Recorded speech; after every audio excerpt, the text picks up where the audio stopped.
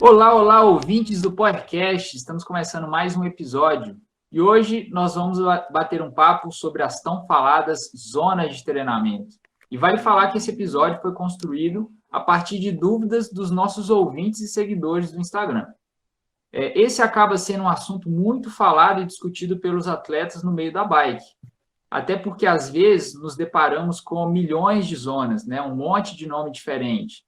E aí, então, hoje, nós vamos tentar esclarecer para você o que é a famosa Zona 2, Zona 4, e quem sabe aí, talvez existe até uma Zona 1000, né? E para isso, a gente convidou o grande professor Gerson Leite, que trabalha hoje com diversos treinadores e atletas profissionais e amadores também. Seja muito bem-vindo, professor. Obrigado aí, pessoal, pelo convite. Vamos juntos aí nessa discussão sobre zonas de treino. Valeu. E como podcasts presentes, temos eu, Gustavo, saúdo a todos vocês ouvintes, e é um prazer estar aqui com a Ana Luísa. Oi, pessoal, tudo bom? Danilo Caruso. Fala, galera, vocês estão bom? Eu tô bem. E Paulinho Maia. Fala, turma. Bom dia, boa tarde, boa noite. Cola o ouvido e vamos junto.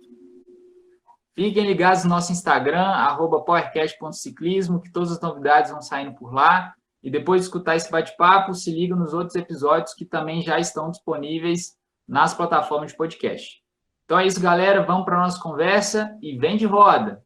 Gerson, começando o nosso bate-papo aqui, cara, conta um pouquinho para a gente da sua história, como é que você foi parar aí nessa avaliação com os atletas, esse vínculo com os treinadores, e como que você, né, ao longo da sua carreira, foi criando essa sua atuação de sempre tentar esse alinhamento entre a prática, a teoria, que a gente sabe que, às vezes, a galera gosta de separar, né? Fala, Gustavo. Obrigado aí pelo convite de todos vocês. Eu, desde criança, sempre fui um biker, né? Usando a bike para ir para todo quanto é lado. E na adolescência ela passou a ser uma paixão, né? E eu comecei a fazer cicloviagens de bike com 15, 16 anos, com os primos, para ir em sítio da tia, né, da família e tudo mais. Depois comprei uma Caloi 12, né? Não é da época de vocês, mas era uma puta bike na época, de cromo com 12 marchas, e comecei a fazer meus treinos sozinhos, treinos longos, e ficava ali 2, 3 horas na estrada sozinho, porque gostava de pedalar, né? E com isso foi cada vez mais acendendo a minha vontade de trabalhar com a educação física. Foi quando eu decidi, né? Eu prestei engenharia civil, cursei 6 meses, mas era um curso que não me agradava em nada. E aí larguei a engenharia e fui fazer educação física. E me apaixonei de verdade mesmo pela educação física. Virei treinador, né? Treinei muitos corredores, muitos triatletas, alguns ciclistas. E fui treinador por muitos anos, aí por volta de uns 8, 9 anos. Mas sempre fui muito apaixonado na educação física pela fisiologia do esporte, né? Pela questão da avaliação, da ciência aplicada ali dentro da fisiologia. Então, eu era um treinador mais fisiologista do que um treinador mesmo, né? E isso foi culminando para o meu trabalho ser cada vez mais de avaliação. Aí passei a trabalhar com muitos esportes diferentes, corrida, o próprio ciclismo, triatlon, natação. Passei por esportes coletivos como futebol, basquete, voleibol. Até que em 2010, ou seja, há 11 anos atrás, eu parei de dar treino mesmo e passei a trabalhar exclusivamente como fisiologista do esporte. Fui trabalhar na Seleção Brasileira de Atletismo Paralímpico, depois trabalhei com atletas da Seleção Brasileira de Natação Paralímpica, trabalhei na Seleção Olímpica de Natação, que foi para os Jogos Olímpicos de Londres. E aí as coisas foram crescendo, né? Em 2014 abri um laboratório, que é a Trifosfato Fisiologia do Esporte, e passei a avaliar muitos atletas que também foram para os Jogos do Rio, agora foram Jogos para o Tóquio, e sempre, né, com a bike envolvida com a minha vida, né? Meu TCC da faculdade foi com ciclismo, então tive a oportunidade de avaliar muitos atletas, muitos ciclistas olímpicos. Hoje a oportunidade de trabalhar com o Gideone Monteiro, que foi, né, o último ciclista de pista do Brasil, e avaliei ele em 2007, né, na equipe de Iracemápolis, que era uma equipe que ele estava na época. Então, assim, e hoje ainda tenho o prazer de trabalhar com alguns ciclistas, né, de elite que sempre me procuram aí para a gente fazer algumas ações em conjuntos, né. Então, a trajetória ficou dentro desse trabalho com os atletas. Paralelo a isso, eu fui fazendo meu mestrado, meu doutorado e meu pós-doutorado, sempre aí atuando na prática, mas também dentro da universidade, trabalhando com pesquisa e assim por diante, né? Então, resumindo aí, uma história longa é isso. Não, foi um baita resumo, cara, porque até Jogos Olímpicos rolou no meio, ainda doido. Oh, mas legal demais. E aí, assim, passando para o nosso tema do episódio, né? Com certeza você avaliou esses atletas todos, que foram aí grandes atletas, e acabou definindo as zonas de treino dele, né?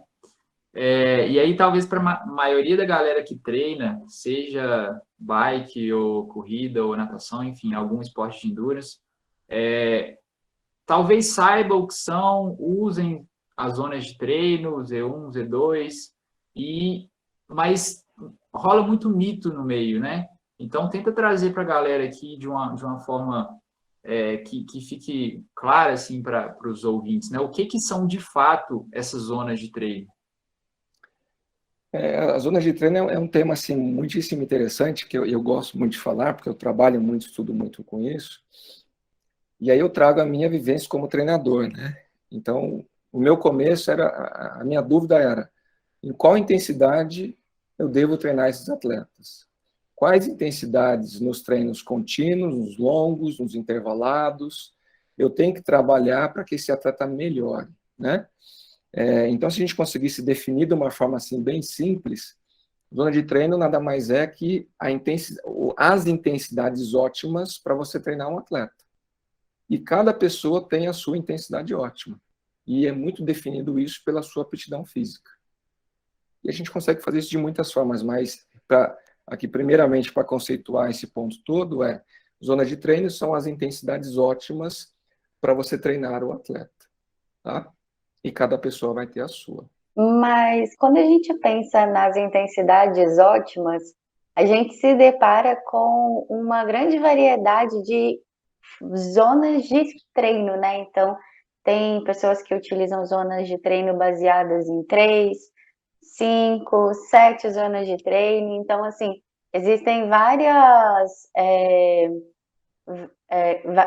linhas de pesquisa, né? E cada linha de pesquisa defende uma determinada divisão.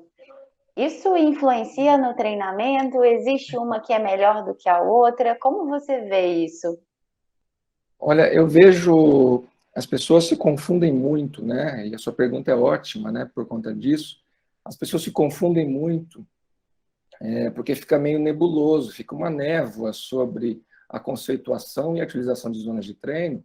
Quando eu falo que a gente tem 3 zonas, 4 zonas, 5, 7, 10 zonas, então tem N formas de montar zonas de treinamento. Posso montá-la pela potência, pela frequência, pela percepção de esforço, né, pelo VO2, pelo lactato, pela glicemia. Então, assim, a gente, pela análise de gases, a relação entre elas, a gente tem muitas formas de fazer isso, né? E o que a gente precisa entender são essas bases dessas zonas de treinamento, que são índices fisiológicos de performance aeróbia e anaeróbia. Tá? Então, a gente precisa entender essas questões, porque a partir dali a gente define algumas coisas, ou seja, quais as nossas bases, e como é que a gente caminha a partir disso. E hoje, por exemplo, a gente pegar as plataformas de treino e as plataformas de análise de treino, WKO, né, Golden Sheet e tudo mais, eles usam indicadores fisiológicos, eles não dão o nome deles lá, né? Mas eles usam indicadores fisiológicos para analisar os atletas. Então, a gente precisa primeiro ter a base biológica, fisiológica, para depois entender que tipo de zona que a gente vai usar. Por exemplo, a gente tem, se eu pego um atleta agora e coloco ele num exercício, né, na bike, progressivamente aumentando a carga até o máximo dele, eu vou ter algumas transições fisiológicas que vão acontecer, né? Isso, na educação física, é a nossa profissão aqui, a gente chama de limiares fisiológicos.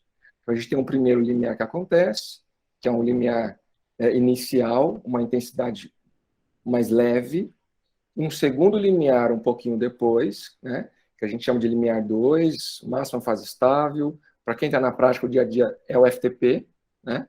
É o FTP, o limiar 2. E o próximo ponto a gente vai ter o VO2 máximo. Pensando em questões aeróbias. Entre o limiar 1 e o limiar 2, o limiar 2 e o VO2 máximo, podemos ainda ter outros indicadores fisiológicos, mas os três são os grandes marcadores. Pensando na questão anaeróbia, a gente vai ter a capacidade anaeróbia e teremos a potência anaeróbia. Se eu olhar lá para o Training Peaks, para o WKO, potência anaeróbia, 5 segundos, né? Capacidade anaeróbia, 30 segundos até 1 minuto. Então, a gente vai ter esses 5 indicadores fisiológicos para fazer uma curva fisiológica, uma curva biológica das pessoas. E com esses dados, a gente pode montar 3 zonas, 5 zonas, 7 zonas, 9, 10. Então, vai depender muito de como as pessoas vão organizar tudo isso. Então, por isso que eu costumo dizer que não existe zona de treino errada, né? Se ela é 3, ou se ela é 5, ou se ela é 7. Quando a gente trabalha com 7, a gente costuma trabalhar com a questão anaeróbia junta, né? Só existe diferentes formas de montar a zona e pensar o treinamento. Um exemplo aqui, só para eu abrir aqui a discussão com vocês. Se eu treino, eu vou falar do triatlo, mas envolve ciclismo, né? Se eu treino um triatleta, raramente a gente faz sprints anaeróbios com triatleta, de longa distância. Então, não tem por que a gente trabalhar com 7 zonas com esse cara.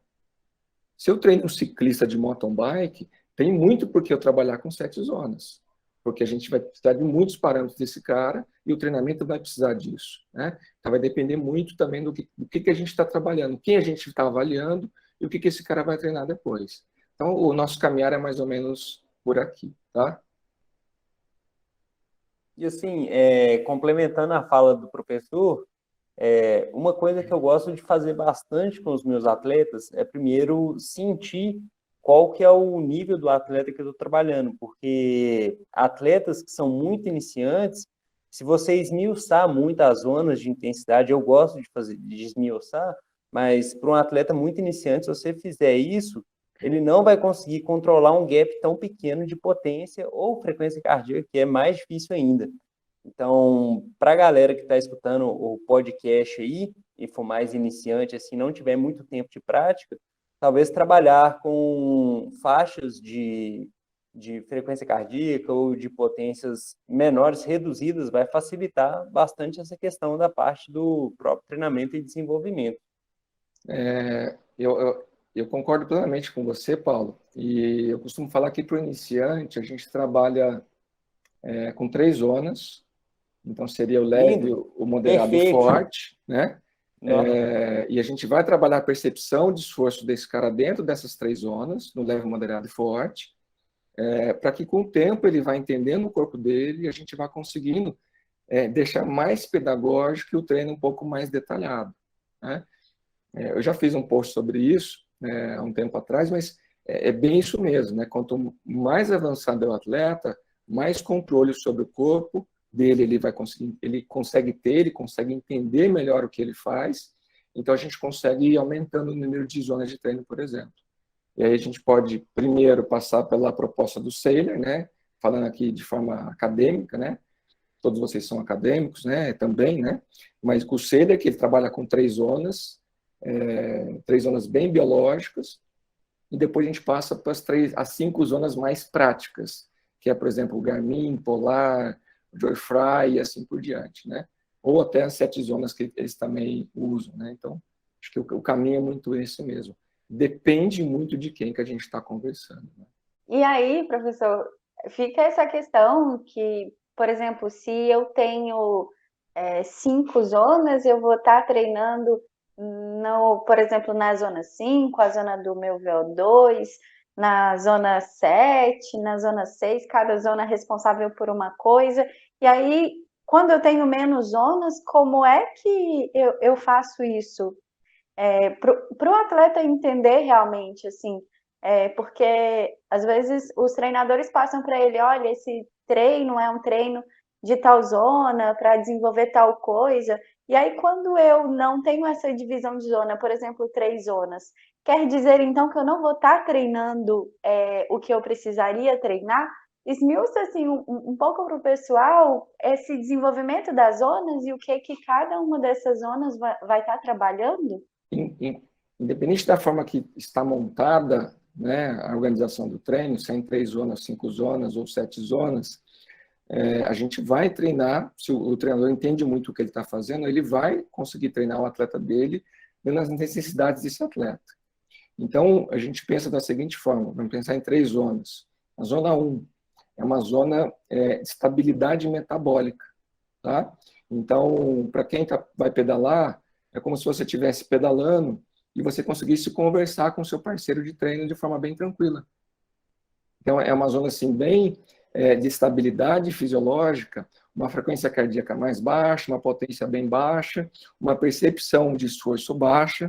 Se a gente pensar numa escala de 0 a 10, uma percepção aqui até 4 pontos, tá? E que você consegue conversar facilmente, né? A gente tem aquela escala do talk test, né? Que é a escala do bate-papo ali com a pessoa. Então, essa zona 1 seria mais isso, que é o longão que a gente costuma fazer, e que muita gente não consegue fazer o longão como deve ser feito, que é um longão lento, baixa intensidade e giro, né? Não é longão para buscar com no Strava, né? Então, é longão de giro mesmo.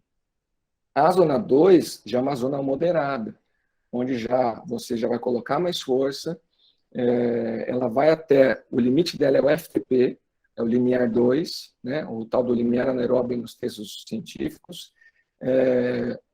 Então, é uma zona um pouco mais dura, nessa questão das 3 zonas, né?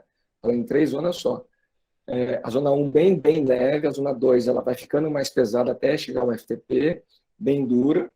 E a zona 2, né, é uma zona já de transição metabólica, ela já não é tão, não se tem tanta estabilidade fisiológica, o que a gente chama ali de componente lento do VO2, que está agindo nessa zona, e a zona 3 é uma zona sem equilíbrio metabólico, já é uma zona acima de FTP, então ela vai do FTP até a zona do VO2 máximo. Então, que é um gapzinho ali. Se eu pensar na zona 2 pela percepção de esforço, eu vou da percepção 4 até o 7, e se eu pensar nessa zona 3 aqui, eu vou do 7 ao 10, tá? Então, a gente delimitaria dessa forma essas 3 zonas do Saylor. Eu tive a oportunidade, em 2019, o último ano que teve evento presencial, de dar uma palestra na Unicamp, né, aí na tua casa, na casa do Danilo, que teve o Simpósio Internacional de Ciência do Esporte, e eu dei palestra sobre treinamento, sobre periodização do esporte individual, e o Saylor foi um dos palestrantes também, né, naquele momento. A gente bateu um papo rápido ali, e ele fala que biologicamente a gente tem 3 zonas, mas didaticamente a gente trabalha com as 5 zonas para deixar um pouco mais pedagógico, né? Mas se a gente fosse pensar nas 3 zonas, é isso que eu acabei de falar para vocês. Percepção de esforço de 1 a 4 a 1, de 4 a 7 a 2 e de 7 a 10 a zona 3. Zona 1, bem tranquilo. Zona 2, mais desconfortável, mas ainda mantendo um ritmo ali de 20 a 60 minutos, tá? Isso aqui é muito importante, se 20 a 60 minutos. E a zona 3, fadiga rápido, vou ficar ali de 9, 10 minutos até 3, 2 minutos no máximo, tá? Eu acho que é legal você trazer esse exemplo, né, do range de tempo ali, da taxa de tempo, porque aí o pessoal consegue também já começar a linkar com essa divisão a mais de zonas, né? Então, quando a gente fala de, vamos utilizar 3 zonas, mas se a zona 2 é de 20 a 60 minutos, a gente tem uma lacuna muito grande. Então, a gente começa a dividir mais. Eu vou para um esforço mais superior dentro dessa faixa moderada e intensa ali, ou um esforço mais inferior, né? nesse sentido que rola essas divisões a mais, né? Essa zona do Sailer, essa zona 2 do Sailer, na realidade, ela vai assim, de uns 20 minutos até 2 horas. Depende de onde você está na zona. Se você está no limite inferior dela, você fica 2 horas nela, porque ela é muito perto do limiar 1.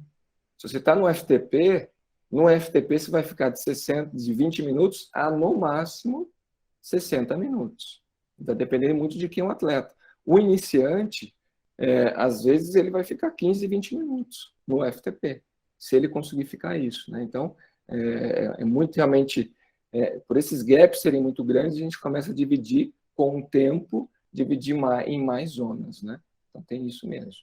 Eu queria finalizar um pouco esse assunto e entrar já um pouco mais no FTP, já que a gente está falando disso. Quando a gente tem, então, 3, 5 ou 7 zonas, quanto mais zonas eu tenho, pode ser maior a minha chance de realmente, efetivamente, errar o que eu estou querendo realmente, de errar a zona que eu realmente gostaria de estar atingindo. Então, por exemplo, se eu tenho uma zona que ela vai variar, por exemplo, 9 batimentos, eu posso, às vezes, num teste mal feito, né, numa divisão de zonas mal feitas a partir do teste, tá errando tudo isso. E aí a gente já entra nessa questão de como fazer o teste. Os testes, eles realmente são válidos, são fidedignos? A gente consegue saber quais são os limiares e dividir as zonas corretamente? A sua pergunta é ótima, é uma discussão gigantesca.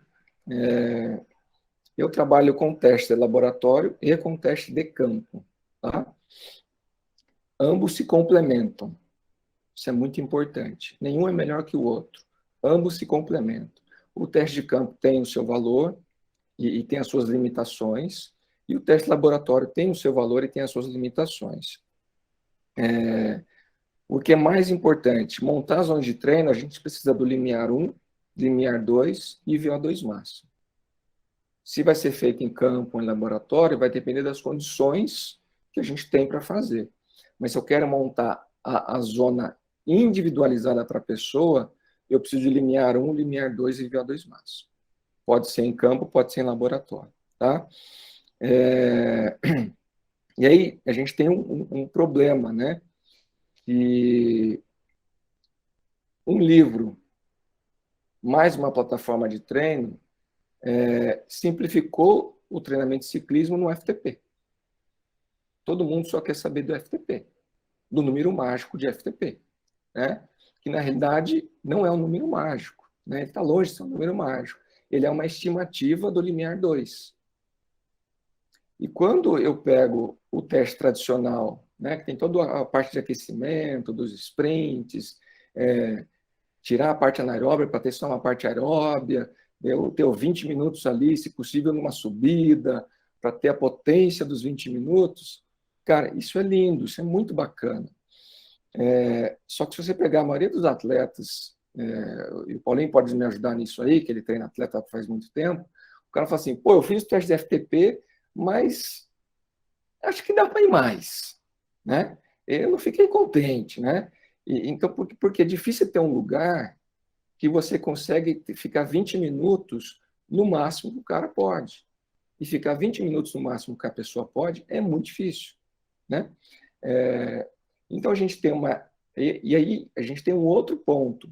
Você pega uma potência normalizada dos 20 minutos, que nesse caso a potência, para mim, né, a normalizada vale muito, porque ela fica muito próxima da média.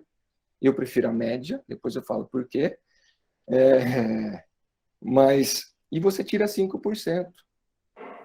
Assim, nós estamos em 5 pessoas aqui. Cada uma tem sua individualidade biológica.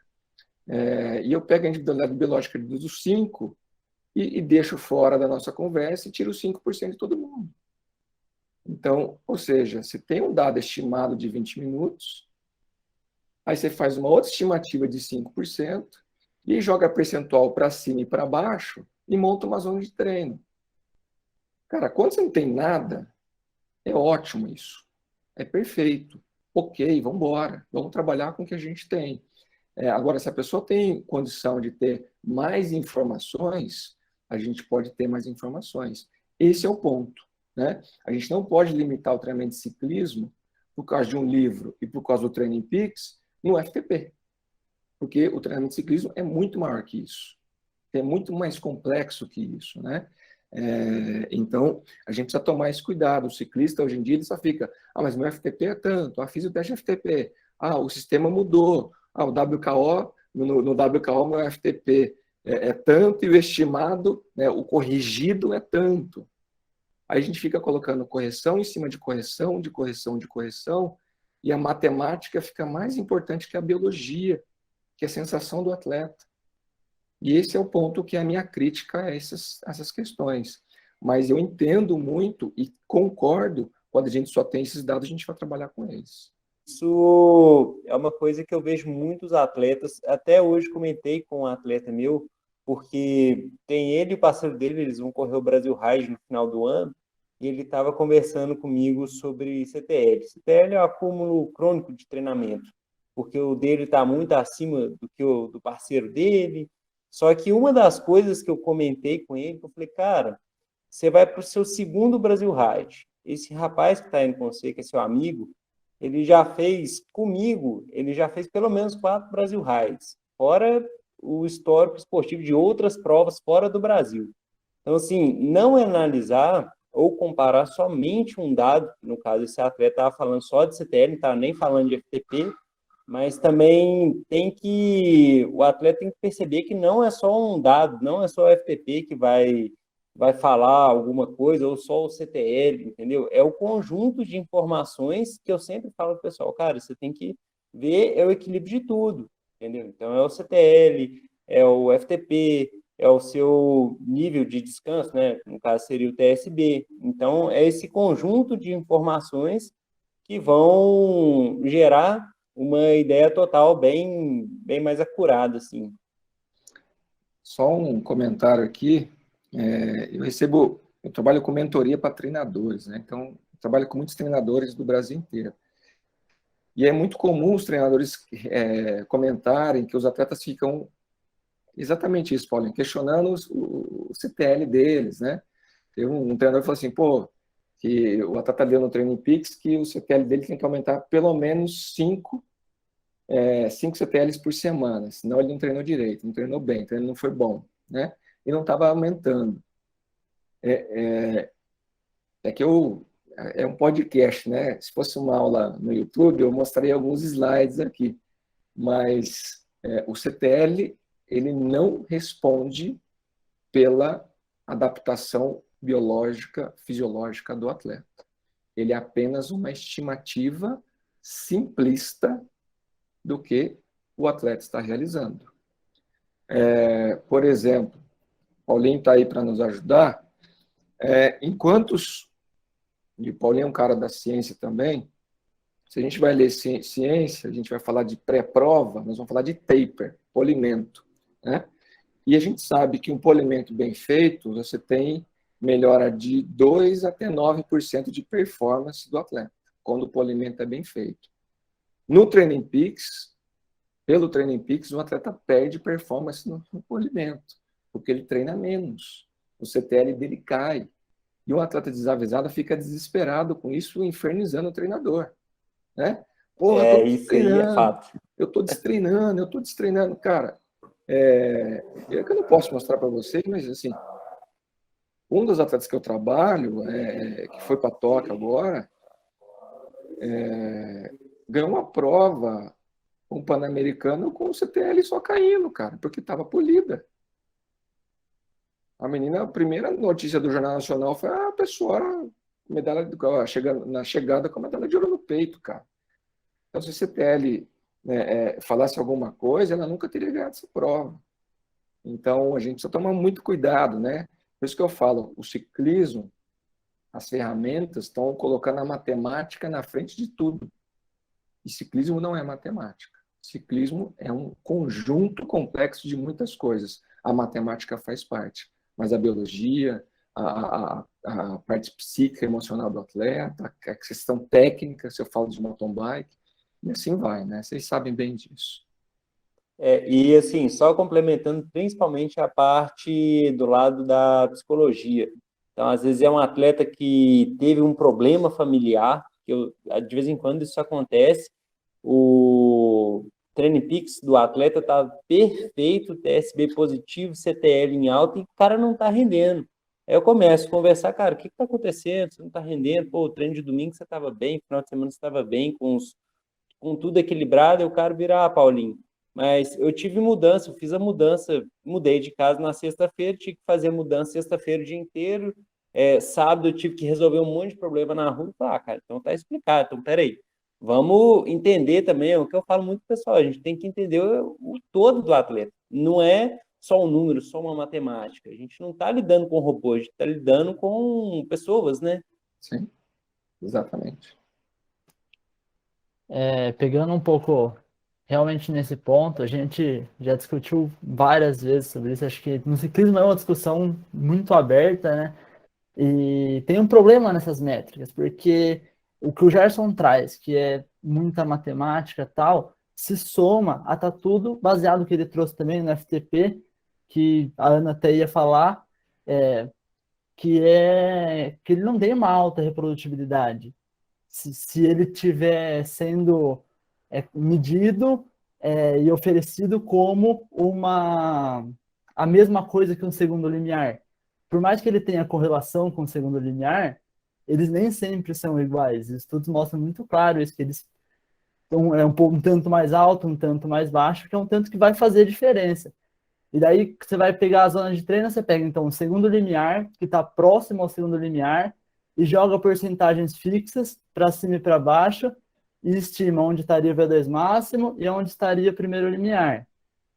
E a partir disso, você cria um monte de métrica, TSS, CTL e tal. E tem uma coisa também que, pô, eu falo várias vezes, mas tem uma máxima na medicina, que diz que a clínica é soberana. E, na minha opinião, eu sempre falo, a gente tem que aprender na educação física, no ciclismo, um pouco mais com isso. E olhar para como o atleta está se sentindo.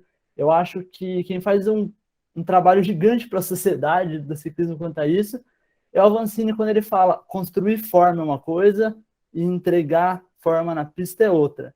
Então, eu posso estar com o melhor FTP da minha vida, mas entregar isso na competição, me sentir bem num desafio que seja, no que for, são coisas completamente diferentes. E aí que tá o feeling do treinador de precisar equilibrar essas coisas, né?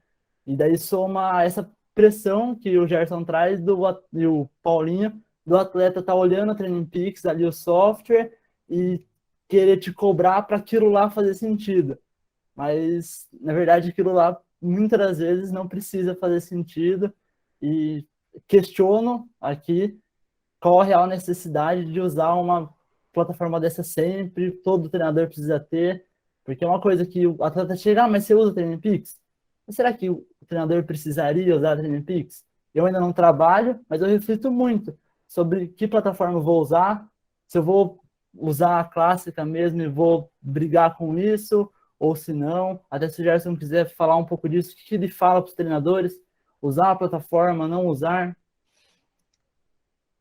Danilo, o que eu sempre sugiro é, se você tem condições, você usa o Training Peaks. Ela ainda é a melhor, né? Você só precisa entender que as métricas delas são métricas de apoio, não são métricas determinantes, né? Então, métricas de apoio é uma coisa e métricas determinantes são outras. E quais são as métricas determinantes? Muitas vezes é o que o atleta fala para a gente, como é que ele está. Né? Então, não adianta, né? Não adianta realmente o cara ter um super FTP e, por exemplo, nos Jogos de Londres, 2012, um atleta estava no auge dele físico, um atleta que estava trabalhando, não era de ciclismo, mas era do atletismo, e ele estava com problema na família aqui no Brasil. O cara estava fazendo altitude lá na Espanha, pronto para ir para Londres, lá para o Brasil Palace, que era o local onde o pessoal estava fazendo a aclimatação, e o irmão dele com problema aqui, dando problema para os pais aqui no Brasil, e o cara não conseguindo se concentrar lá, sem dormir direito. Então, assim, tem muito mais coisa envolvida do que um número ABC, né? A gente tem um ponto que, às vezes, as pessoas acham que tudo é a fisiologia, né? E aqui um fisiologista falando, não, fisiologia não é tudo, fisiologia é uma parte, né? E tem a parte psíquica, que é muito importante, tem a parte técnica, tem a parte estrutural, logística, tem muitas questões envolvidas. A fisiologia é uma delas, o FTP também é uma delas, né? Mas eu ainda sugiro quem pode usar Training Peaks. A gente está com plataformas brasileiras trabalhando para evoluir. Então, o treino online, treinos, o SysRun, os caras estão trabalhando aí para evoluir, mas ainda em termos de monitoramento do atleta, se eu quero o detalhe do detalhe do detalhe, o Training Peaks me entrega. O que essas outras ainda não conseguem, né? Então, quando eu vou fazer um negócio detalhado, eu preciso ainda ter a plataforma gringa, né? Mas ter cuidado com os números que eles entregam. Por que eu vou usar o TSS em vez de usar Strain com monotonia? Que são, se eu posso estar enganado, eu não uso a plataforma, mas são coisas que elas não dão, né? Que são validadas, por mais que, pô, sempre é número, tem seus erros, mas são validadas e o TSS não. Danilo, independente da forma que você vai quantificar a carga é um negócio quase impossível. Primeira coisa, quantificar a carga é um negócio quase impossível, tá? Porque a gente está falando de carga celular, né? Então, o TSS ou a carga do Foster, que você acabou de citar aí, que eu usei no meu mestrado, no meu doutorado, ambas são cargas. E tem a carga do Mujica, tem a carga do Bannister, que estreou isso lá na década de 80, na década de 70, 80. Então, assim, existem muitas formas, estratégias de quantificar a carga, mas são todas estimativas de carga, tá? Eu gosto muito da ideia do Foster, das oscilações de monotonia, de strain, né? De carga semanal e tudo mais, mas também entendo que ela tem limitações. Então, assim, Foster ou TSS, ambos têm limitações, a gente precisa entender isso. O importante é a gente entender as limitações das técnicas que a gente usa. Assim a gente caminha bem. Tá? Nessa questão da reprodutibilidade, eu lembrei de quando eu comecei a trabalhar com treinamento, lá nos primórdios de 2015, né, no início da graduação ainda, e ainda no Fantástico Mundo de Bob, né? E aí eu lembro que a primeira vez que eu fui ver o resultado de 2 testes de FTP de um atleta, e eu não lembro mais como foi, se ele manteve, se ele piorou. Eu só lembro que eu falei, meu Deus do céu, e agora? Supomos que ele piorou. E agora? Né? O treinamento não foi efetivo. Ele piorou o FTP. E aí, Jefferson? Se piorou o FTP é porque o treinamento não foi efetivo? Então, esse é um problema, a sua dúvida aí naquele momento, né? É uma dúvida super pertinente, porque, especialmente quando a gente trabalha com teste de performance. O teste de performance tem isso. Ou você é melhor, ou você é igual, ou você é pior. E aí é que a gente tem a limitação do teste de performance e a gente tem ponto a favor dos testes fisiológicos, com análise de lactato, com análise de frequência cardíaca, com carga submáxima, com curvas de lactato, curva de glicemia, com percepção de esforço, que a gente vai ter dados submáximos e máximos desse atleta e a gente consegue comparar. Então, por exemplo, se eu pego o Paulinho e ponho ele a 160 watts para começar o teste e vou incrementando até ele chegar lá, sei lá, 350 watts, 360 watts, no próximo teste eu vou comparar os 160 watts dele com os 160 watts dele. Se a frequência cardíaca dele baixou 4 pontos, o lactato baixou 0,3, eu já sei que o Paulinho está mais econômico. O teste de performance não me dá isso, nunca. Né? Então, por isso que eu falo que um teste complementa o outro. Então, o teste de campo, muitas vezes, traz informações para você fazer ajustes finos na zona de treino do cara, e o teste laboratório te traz mais precisão. né, mais individualidade de verdade o teste do atleta. Então, consigo ter uma curva de lactato para entender o momento que ele está acumulando mais lactato, para achar, ó, aqui é o limiar 1, para entender onde é o limiar 2, que é o FTP, né, para entender onde é o VO2 máximo dele, a potência, né, máxima aeróbia. Então, eu consigo delimitar isso num teste de laboratório, que não deixa de ser um teste esportivo, né, que não deixa de ser um teste de performance, mas com mais dados. Agora, se por acaso, por exemplo, eu fiz muito isso, hoje em dia eu não faço mais, mas eu fazia muito teste de campo com lactato. Se o treinador tem habilidade para fazer isso, você faz um progressivo de pelo menos 4, 5 esforços progressivos, num circuito que você conheça. Você faz lactato nessas 4, 5 rodadas aí, você vai ter uma curva de lactato em campo, local que o cara treina, né? De uns locais que essa pessoa treina. Então, você consegue também ter esses ajustes. O problema de fazer isso em campo é, você tem carro, você tem vento, você tem temperatura, você tem tudo que vai atrapalhar você fazer uma boa coleta ali. Mas dá para fazer. Para quem... Você está em Campinas, aí em Americana, que é pertinho de Campinas, tem um velódromo, né? Eu já ajudei em mestrado aí da Unicamp, que a gente pegou os caras, colocamos eles para rodar 5 km no velódromo e 5 km no rolo. Na época, né? Há anos atrás, ainda o melhor rolo do mundo era o CompuTrainer. A gente colocou os caras para rodar o CompuTrainer, que ainda tem na Unicamp o CompuTrainer aí do Orival, né? E o Orival que orientou o trabalho. E bateu, né? Teve uma relação muito interessante entre o velódromo e o rolo naquela época. Então, a gente pode ter essas questões de teste de campo também, ter mais informações. Mas o treinador tem que ter habilidade e conhecimento técnico para isso. Porque não é simples, né? Também tem esse ponto. Então, tem essas questões. O teste de campo é um teste de performance, tem seus pontos positivos e as limitações. O teste de laboratório, ele te dá mais informações fisiológicas, só que ele é um teste em laboratório, parado. Não é em ambiente normal do atleta. Hoje em dia, com os rolos Direct Drive, com os melhores, os mais caros, a gente consegue ter boa precisão, coisa que a gente não tinha antigamente, né? Então, já ajuda a exportar esse dado para campo, quando o atleta treina com potência. Mas, se for um rolo Baratex, aí ferrou. Aí vai ficar ruim o teste também. Em todos esses pontos, né? Bom, a gente, desde o começo do episódio, tá falando de intensidade, né? E você trouxe aqui da potência agora, o cara que treina com potência. E acho que isso é uma coisa legal de deixar clara. Então, se você puder trazer para a gente o que é essa intensidade, quais são as métricas que podem ser utilizadas, e um pouquinho do benefício e malefício de cada um. Malefício não, a parte negativa de cada um, enfim. Se a gente pensar em intensidade de exercício, de treino, a gente vai pensar em grau de esforço, ou seja, o quanto eu estou me esforçando para realizar esse treino, né? Então, eu vou de um esforço muito, muito leve a um esforço máximo. Tá? A gente vai ter um caminhar de um esforço muito, muito leve até um esforço máximo. Esse seria nosso ponto. E para quantificar esse esforço, a gente vai ter algumas métricas, né?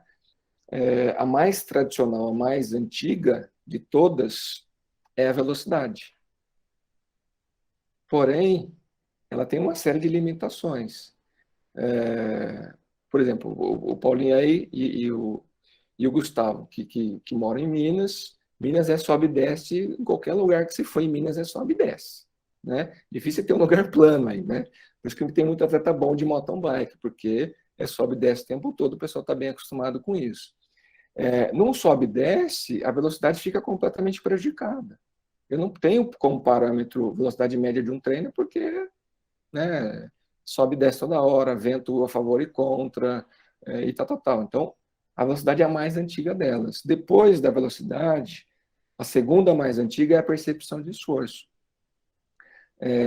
O Gunnar Borg, né, na década de 70, padronizou a escala de percepção de Borg numa bicicleta ergométrica. Então, e ele foi associando o quê? A outro dado super antigo e muito importante para a gente, que é a frequência cardíaca. Que muita gente não gosta, mas eu adoro, por inúmeros fatores, né? Mas não deixo de entender suas limitações.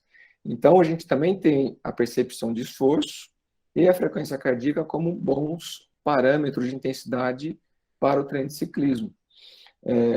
Na percepção de esforço, a gente está cada vez mais usando as escalas de 0 a 10, né? Tem pessoas que usam uma escala de 1 a 3, que seria uma escala Likert, né? Que serviria muito bem para as zonas, né? Para as 3 zonas. Tem pessoas que usam escala de, não é de Borg, mas escala adaptada de 5, né?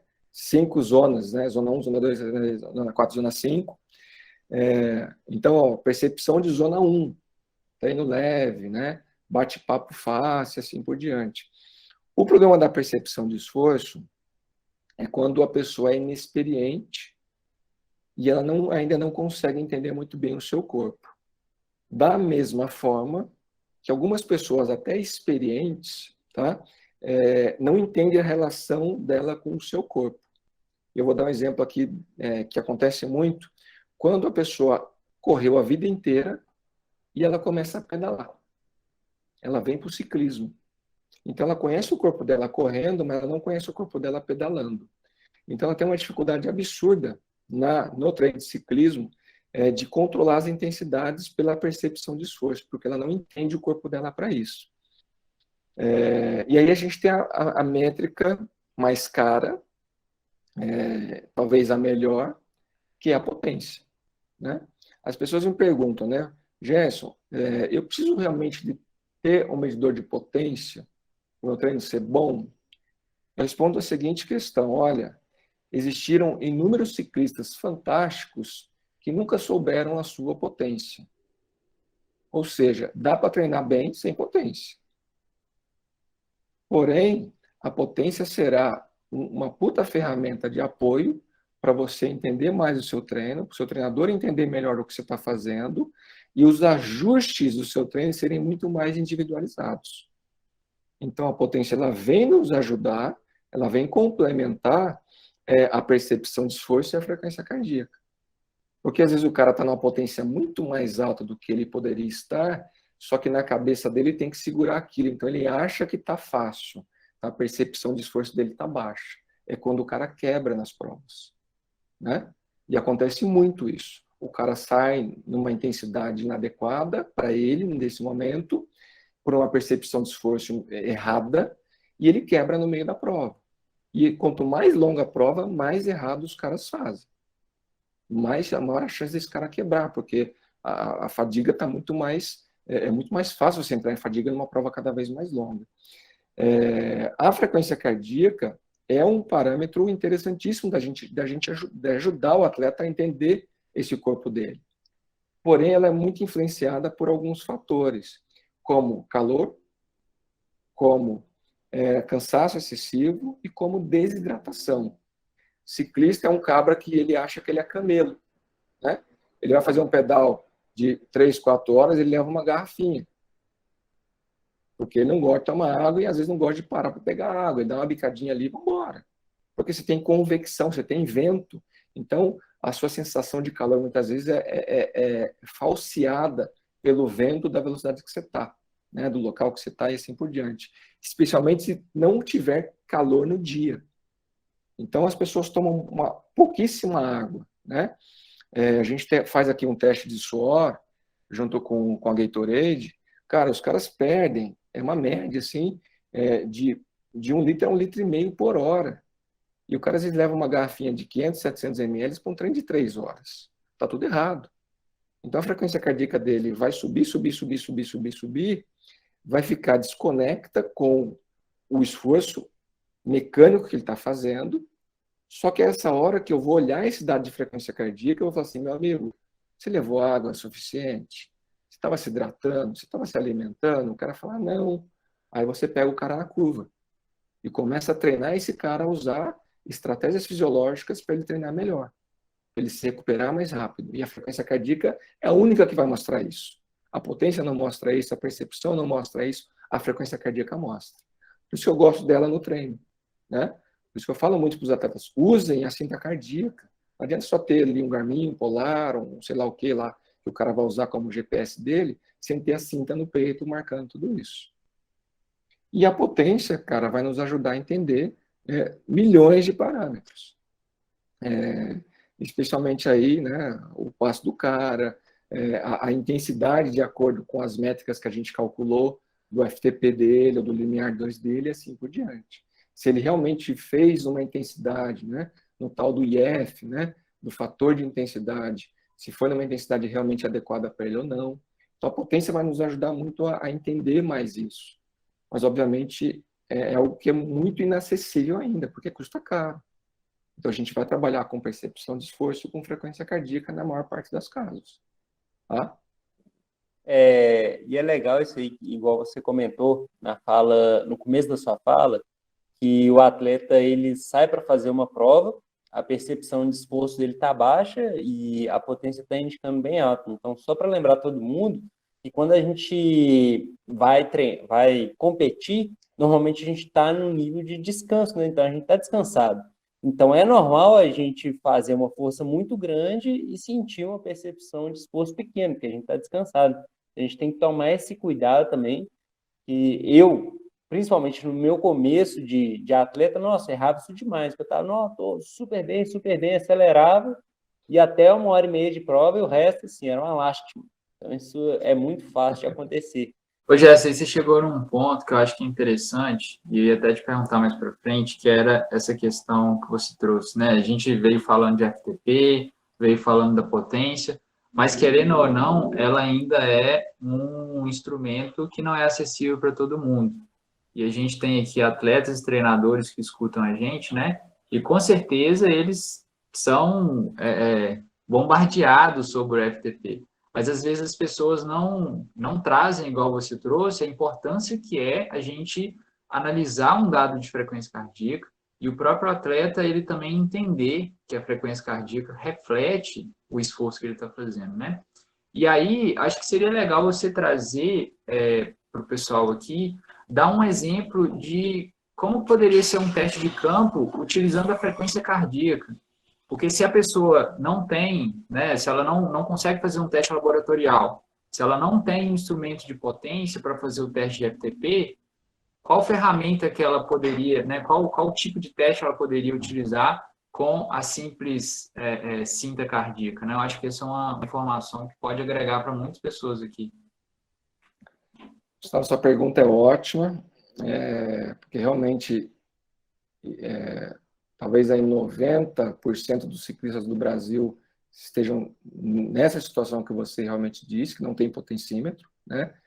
Eu avalio muitos ciclistas, e dos ciclistas que eu avalio, no máximo 50% tem potencímetro. Isso que são ciclistas de classe A, de classe alta, né? De bicicletas caras e pessoas com nível financeiro, socioeconômico bem alto. E mesmo essas pessoas, muitas vezes o cara não tem o potencímetro na bike dele. Então, a gente vai ter que trabalhar com a frequência cardíaca e com a percepção de esforço. Na frequência cardíaca, pensando aqui no teste, que eu vou falar um teste que eu gosto muito e o que eu gosto menos, tá? O que eu gosto muito chama-se limiar de Concone, ou limiar de frequência cardíaca, tá? Um pesquisador italiano, né, chamado Concone, ele definiu na década de 80, 1981, mais ou menos, que se eu pego uma pessoa, né, um atleta, e coloco ele no esforço progressivo, na parte final desse esforço progressivo, a gente tem uma alteração da curva da frequência cardíaca. E ele bateu isso com lactato e com análise de gases e entendeu que isso era o limiar 2, que era o ponto do FTP, né? E passou a ser conhecido como limiar de Concone pelo cientista que criou essa técnica, que identificou esse fenômeno fisiológico, tá? Então, esse é um dado que eu gosto muito, de fazer um protocolo para tentar entender o limiar de Concone, limiar de frequência cardíaca do atleta. Quando a gente não tem essa possibilidade, aí os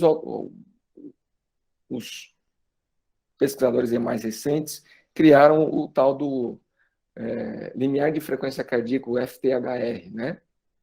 Que é bem conhecido, o pessoal fala muito no YouTube e tudo mais. Porém, o FTHR nada mais é que uma estimativa da frequência cardíaca de limiar 2, né? Então, a gente tem uma estimativa de limiar 2, de frequência cardíaca de limiar 2. E a gente tem um outro ponto aqui. Como é que a gente vai fazer isso? Se é um protocolo de 15 minutos, 20 minutos, meia hora, 1 hora, né? O que a gente sabe que se eu pensar no limiar 2, se eu colocar um atleta na intensidade do limiar 2, ele vai entrar em exaustão de 20 minutos a 60 minutos. Vai depender do nível de treinamento desse atleta. Quem que entra em exaustão em 60 minutos no seu FTP, no seu limiar 2? Cara, é atleta de Pro Tour, tá? É atleta de Pro Tour. Quem criou essa teoria do FTP, todas as outras coisas, foram cientistas que estudaram muitos ciclistas de Pro Tour na década de 80 e 90. Os caras fizeram uma sequência de publicações nessa época e começaram a entender esse tempo de fadiga no FTP, no limiar 2 dos caras, no limiar anaeróbio dos caras.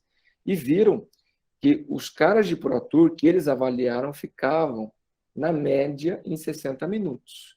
Então, mesmo o cara de Pro Tour ficava entre 45 a 1h15 para fadigar no FTP. Por isso que existe o tal FTP de 60 minutos. Que para um atleta iniciante dá tudo errado, porque fica muito leve. Paulinho está aqui para confirmar comigo, né? Um FTP de 60 minutos para um cara iniciante, cara, não bate, porque fica leve demais. E se eu pegar a frequência cardíaca média dos 60 minutos e usar como FTHR, também dá errado, porque fica leve demais. Então, particularmente, eu prefiro testes de meia hora, que também é difícil pra caramba de fazer. Você pegar o cara e falar assim, ó, meia hora hoje, no melhor que você pode. Né? O cara fica meia hora ali no melhor que a gente pode, mas quanto mais experiente é o atleta, mais fácil para ele ficar meia hora forte. Quanto mais iniciante, mais difícil fica. Então, para o cara iniciante, a gente usa um teste um pouco mais curto. Talvez o tal teste de 20 minutos, a frequência média desse teste de 20 minutos, possa nos ajudar a entender esse FTHR estimado desse atleta. Mas precisa entender que é um teste, que é um dado limitado. A gente talvez precise fazer ajustes analisando treino a treino, semana a semana do atleta. Tá? Professor, aí no caso, o que eu gosto de fazer também é pegar arquivo de prova, sabe? Porque arquivo de prova normalmente é onde o atleta ele não está ali para fazer um teste de campo, ele está ali para competir, para dar o máximo, sabe? Você usa isso, você gosta, você não gosta? É só uma pergunta para saber a sua opinião a respeito disso. Paulinho, eu adoro, se for, nesse caso, eu usaria isso para uma prova mais curta, uma prova de 1 hora, né? Uma prova de 3 horas, eu já não usaria, né? Tipo uma prova de estradão, porque acredito que o cross-country, pela intermitência também vai fugir muito do objetivo, ou estou errado? Vai fugir. O que a gente vai conseguir entender nesse caso, talvez seja a frequência cardíaca máxima do atleta, tá? Uhum. Alguns autores sugerem, nem sempre isso acontece, mas sugerem que esse FTHR, esse limiar 2, esse FTP, essa frequência cardíaca nesse ponto, ela estaria entre 90% a 94% da frequência cardíaca máxima. Então, se eu tenho a verdadeira frequência cardíaca máxima do atleta, e aí o dado de prova é importantíssimo, para a gente muitas vezes entender isso, porque o cara vai no máximo dele, eu consigo fazer uma segunda estimativa a partir do percentual do máximo, que eu vejo ok, que eu vejo como ok. Tá?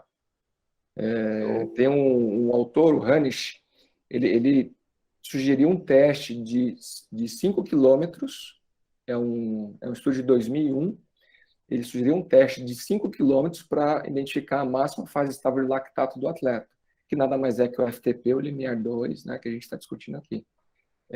E ele pega mais ou menos ali 90%, 91% da frequência cardíaca pico desse teste de 5 quilômetros e usa como frequência de limiar. Então, também são possibilidades, mas não deixam de ser estimativas. É que tem muitos artigos que avaliam o FTP. e aí tentando aproximar mais da máxima fase estável do lactato. Tem gente que sugere que utilize 95%, né? Tire 5% da potência. Tem uns que falam 88%, 93%, e aí fica uma miscelânea assim, né? Para onde eu vou? Como é que o treinador deve avaliar quantos por cento ele deve tirar ou não, considerando amador, elite? Como é que é essa questão? Olha, Ana, essa pergunta é super difícil de responder, tá? Você me pegou na curva aqui, hein? Mas porque ela é bem difícil de responder, né? Tem um estudo dos professores lá da Universidade Federal de Santa Catarina, que foi o primeiro estudo, acho que do mundo, a realmente validar cientificamente o FTP. Eles pegaram ciclistas lá de Santa Catarina, de Floripa, testaram o FTP dos atletas, fizeram os dados ali fizeram FTP de 20 minutos, FTP de 60 minutos, e testaram os caras em laboratório para fazer as comparações aí pertinentes. E eles aprovaram ali cientificamente que menos 5% estava ok. Tá? Porém, eles falam assim, olha, porém, existia uma variação dentro do grupo, que às vezes variava entre 93% a 98%, dependendo do atleta. Na média, ficou nos 95% e bateu com os testes padrão ouro. Padrão ouro é teste laboratório, sempre, né? Padrão ouro, então, 95%, ou seja, na média, bateu com o teste padrão ouro. Então, assim, na realidade, não existem artigos, existem textos de sites que discutem bastante essa questão. Artigo científico quase não tem. Então, assim, existe uma coisa que é o método científico, que é rigoroso, e existe a prática, que é experiência. Nenhum é melhor que o outro. Tá? Porém, se a gente quer afirmar um dado, é melhor usar o método científico para afirmar um dado.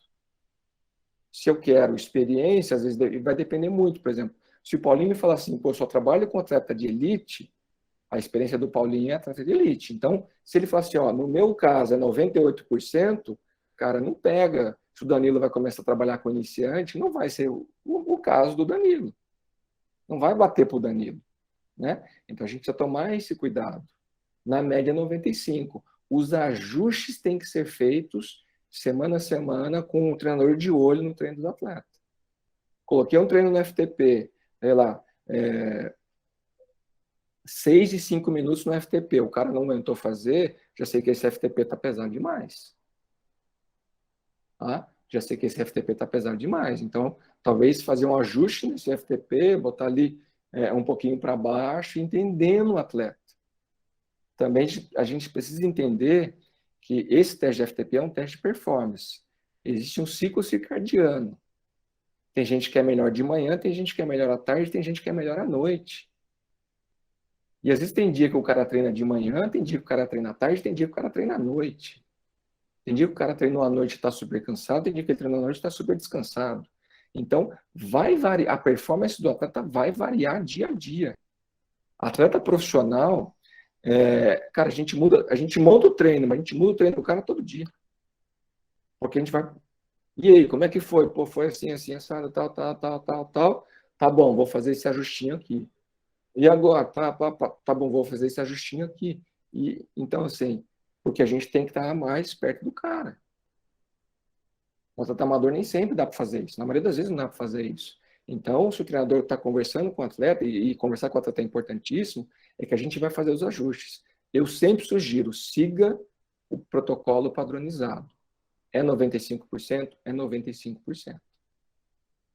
Vou fazer ajuste dentro da minha experiência, dentro dos meus atletas. E vai ser ajustes individuais. Vai ter atleta que vai ser 90%, 93%, 98%, e a prática que vai dizer isso para a gente. Bom, eu vou roubar o lugar do Gu, então. Para a gente fechar o episódio, pergunta final. E para essa pergunta, não precisa responder. Eu acho que a gente falou muita coisa nesse episódio. E quem quiser realmente entender, talvez vá ter que voltar a entender de novo, porque não é um assunto trivial. Por mais que todo mundo use, entendê-lo não é trivial. Mas eu queria dar um gosto de um possível próximo episódio com outra pessoa, tal, que é, sabendo as zonas de treino, treinar em cada zona de treino me gera adaptações diferentes, determinado objetivo, aonde que eu devo focar mais? Bom, fala um pouco sobre isso e para a gente encaminhar para o final. Tá bom. As pessoas me perguntam muito, né? Qual zona eu devo focar para aumentar meu FTP, para aumentar meu VO2?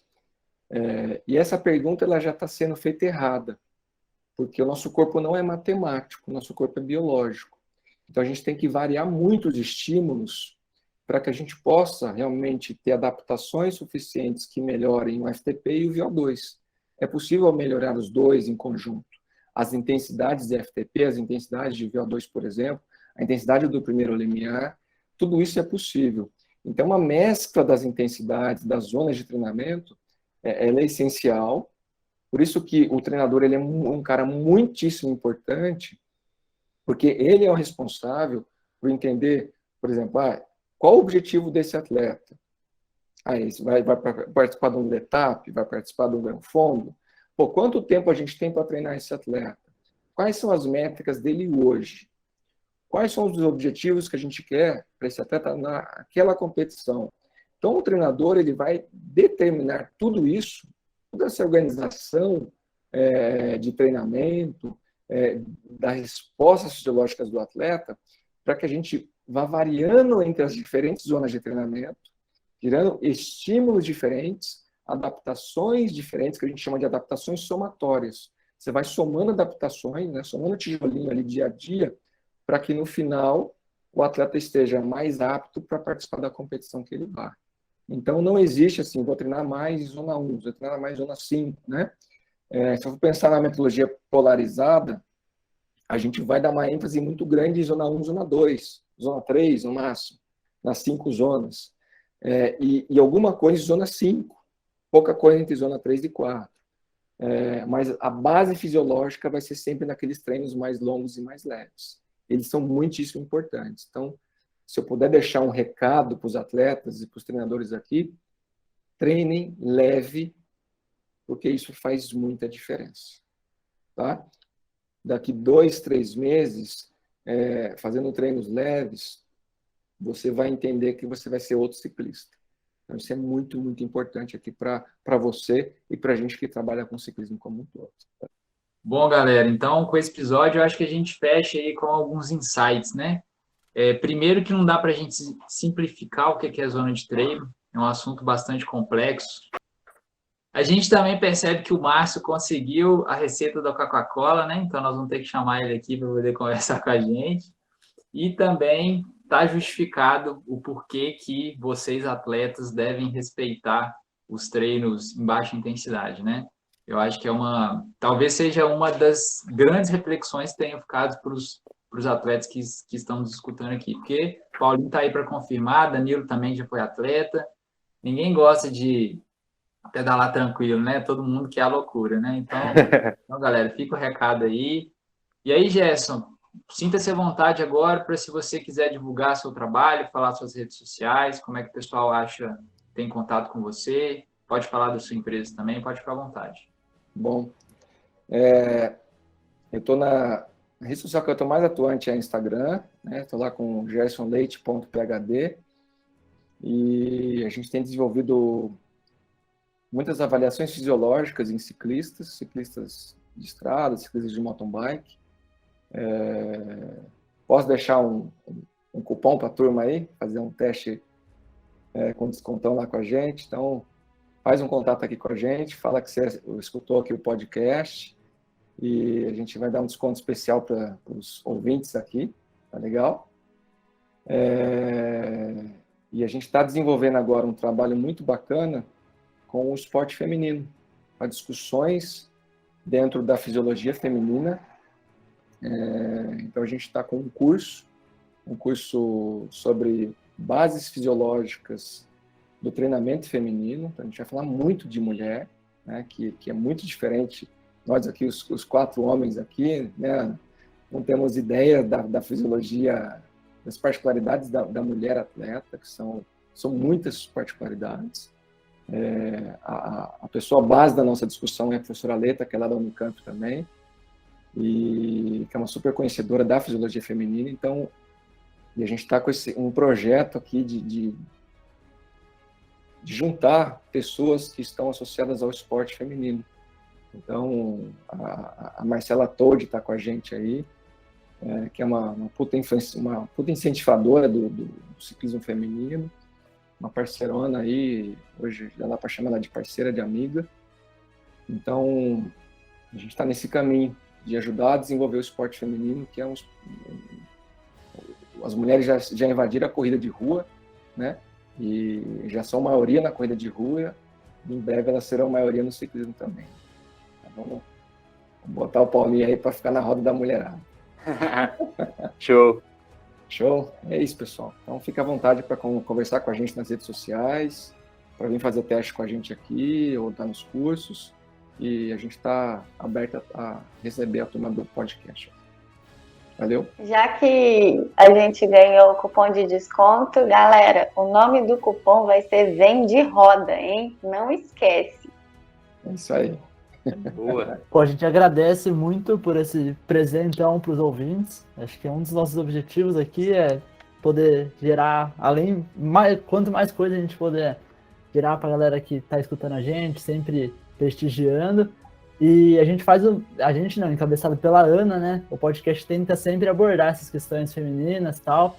Então, vou pedir publicamente para você fazer essa ponte com a Alita, né? Ia ser um prazer fazer o episódio com ela. Eu já vou para os recados finais, galera. Segue no Spotify, inscreve no YouTube, já segue no Instagram para ficar ligado a todos os episódios e vem de roda. O podcast mais serelepe do ciclismo brasileiro.